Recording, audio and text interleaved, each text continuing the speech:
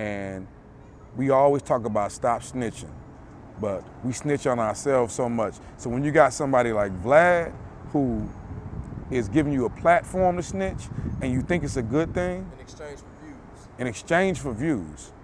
You know what I'm saying? Culture vulture. Man, he ain't no DJ, he's not a rapper, he ain't no b-boy, he ain't no breaker, he ain't no graph artist, none of that. You know what I'm saying? Dapper Dan, man, Gucci was trying to sue him, and that, because he was supposedly a culture vulture, and now Gucci and Versace want to work with him. Vlad TV, no place in hip hop, other than the fact that he got a camera. You got a camera, and now we're gonna tell you everything about what's going on in the hood. Would you do that with a guy that just came in from the suburbs? Nah, he seemed like feds. He might be a plant. But we got somebody who got a camera and got views, and we lose all type of common sense.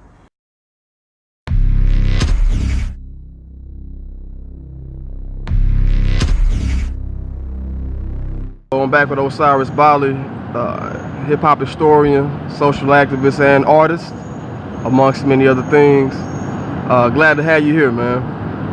Appreciate you. No problem. So today I want to talk about people outside the culture, hip-hop, people like Vlad TV.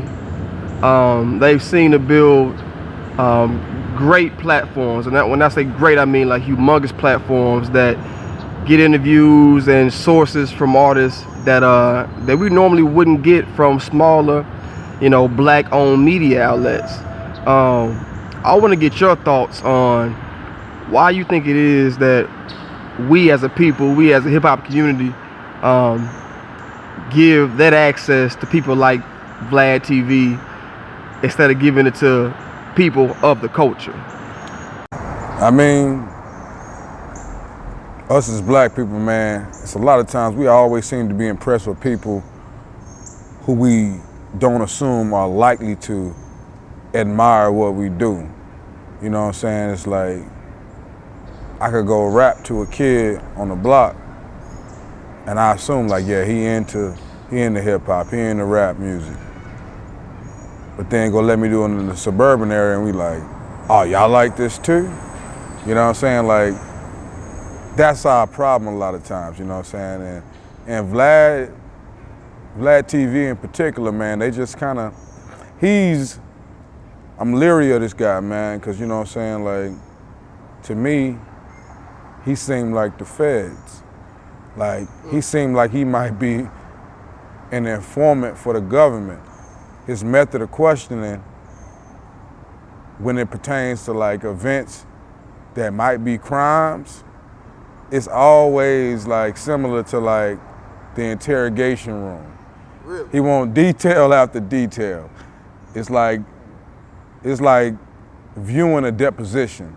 And on YouTube, it just reeks of like government infiltration. So you think that, and this is all speculation, but you think that Vlad could be, a snitch. A snitch. Yeah. You gotta look back into the early 90s. What you had going on in the early 90s, man, you had something that many rappers, Nas, Jay-Z, Busta Rhymes, Tupac, a lot of rappers, Slick Rick even, you know what I'm saying, spoke on the hip hop task force. And it was basically just like COINTELPRO,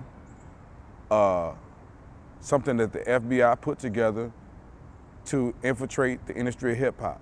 Now this was the only genre that they really were targeting, you know what I'm saying? But the hip hop task force, you saw in the 90s, in the early 2000s, a lot of rappers, and even now today, but in particular in these times, you saw like a lot of rappers getting charges out of nowhere. You just like, why are they paying attention to these rappers? Hip Hop Task Force specifically targeted rappers like Jay-Z, Tupac, Slick Rick, all these different rappers, and put charges on them to basically, you know what I'm saying, get into the industry and use their music as a way to incriminate them. You had people like Irv Gotti with Murder Inc. Man, they watched the rise of Murder Inc. and then came back to shut it all down based on their association with somebody named Kenneth McGriff, who was Supreme, and said there was money laundering and using drug money basically to fund their record label, and eventually shut them down. And that's why you don't hear about Irv Gotti, Ja Rule, or anybody associated with the label anymore. Man, Hip Hop Task Force basically got Slick Rick deported. People think they Slick Rick just rapping in this tone that's like, oh, it's different from every rapper. No, he's British.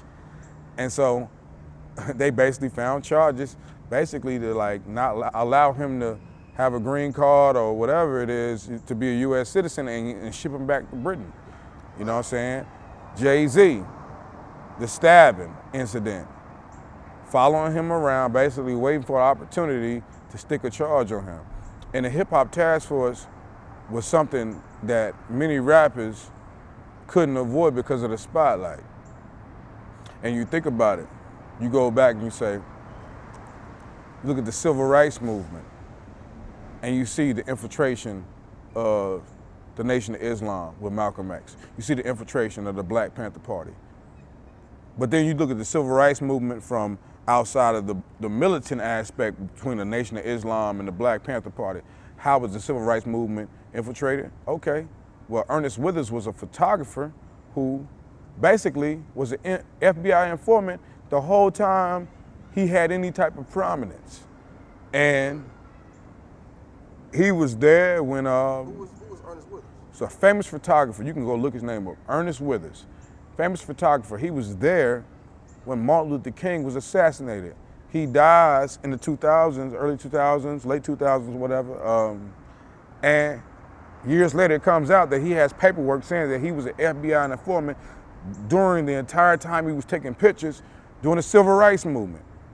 So why is it a surprise that he was there when Martin Luther King was assassinated? Why is it a surprise that he was there in so many powerful moments in the movement? The FBI planted him there to watch and document everything that's going on. And that's why, like, when I tell kids all the time, it's like, you know, I know you got a little ruckus about yourself, but your phones and your cameras and these, you know, everything that you got going on, when you documenting things and putting it on social media, you have to watch that, because places like Facebook, it started out as a government-owned site. Now, I know you hear about Mark Zuckerberg all the time, but before that, it was a place for like only in particular college students. And do you know all the information you have to give up to be a college student to get on a site like Facebook? You have to give your life away, basically. Right. And now it's available for everybody. Do you think the restrictions are different? They're a little bit different, but the access to your information ain't different. That's why people are deleting the Messenger app. The Messenger app has access to your phone, which in nowadays, your phone is your life. Everybody has information like that. And so like people like Vlad, when you have all this information, like when he was sitting there interrogating the guy, I don't remember his name. Bankroll Fresh? Bankroll Fresh, the guy, Bankroll Fresh was murdered. The guy who was like probably unknown to everybody in the United States outside of his like community, sits there and talks in detail about his involvement in the murder of Bankroll Fresh. And Vlad is sitting there interviewing him, asking him detail after detail. And it's like, this guy has no stake in like hip hop fame right now, but you're interviewing him and you're asking him things that are probably still under investigation. You have to look at it like, okay, why is Vlad talking about this type of stuff when people outside of the industry and outside of that scene of entertainment don't even want to know this reason? We just like know he got murdered. Why are you asking such detailed questions? Maybe it's a case of like, Vlad is like a 2017 version of Ernest Withers. because like This is all speculation. it's all speculation. But why should we be surprised when we saw all these people through 30 years of like hip hop being a dominant force in the entertainment industry, and we watched celebrity after celebrity in the hip hop culture face charges. We don't deal with this in country music. We don't deal with this in jazz. We don't deal with this in rock and roll. But constantly, hip hop is being like monitored, and you're constantly seeing people go to jail, get charges, become felons after their superstardom. You don't see this in a lot of cases. Man, you got, I forget the guy's name. Man, it was a white actor I was trying to think of, but I can't remember his name or whatever. But man, he get charges every year, and I wish I could remember his name right now. He get charges every year, man. Public intoxication. He just recently got arrested and was telling like the police officers, like, man, you know, and you're a black cop, and you're under the veil of basically this police force, and you're not even treated as an equal citizen. So why are you treating me like this right here? Telling the truth, and I wish I could remember this dude's name. I'm gonna have to come back on another interview and tell you his name. But I'm just saying, like, hip hop is the only genre of music that is being monitored, and we always talk about stop snitching, but we snitch on ourselves so much. So when you got somebody like Vlad, who is giving you a platform to snitch, and you think it's a good thing. In exchange for views. In exchange for views. You know what I'm saying? Culture vulture. Man, he ain't no DJ, he's not a rapper, he ain't no b-boy, he ain't no breaker, he ain't no graph artist, none of that. You know what I'm saying? Dapper Dan, man, Gucci was trying to sue him, and that, because he was supposedly a culture vulture, and now Gucci and Versace want to work with him. Vlad TV, no place in hip hop, other than the fact that he got a camera. You got a camera, and now we're gonna tell you everything about what's going on in the hood. Would you do that with a guy that came in from the suburbs? Nah, he seemed like feds. He might be a plant. But we got somebody who got a camera and got views, and we lose all type of common sense. Vlad might come back years later with paperwork and documentation that will shut down our culture. And we just telling them and giving it to him for free because we think that that's gonna make us reach a higher pedestal. And honestly, man, we could do that for ourselves. We got plenty of bloggers, you know? All she wanna do is be my man tonight. You know. Flexing on my side for the fame tonight. Hey, bro. She gon' get these pics off. I'm trying to get her feet on. In a driver's seat on photobomb and IG. Valet. Valet, valet, valet. So holla if you need me. Valet, valet. Just call me if you need me. Valet, valet. So holla if you need me. Valet, valet. Just call me if you need me.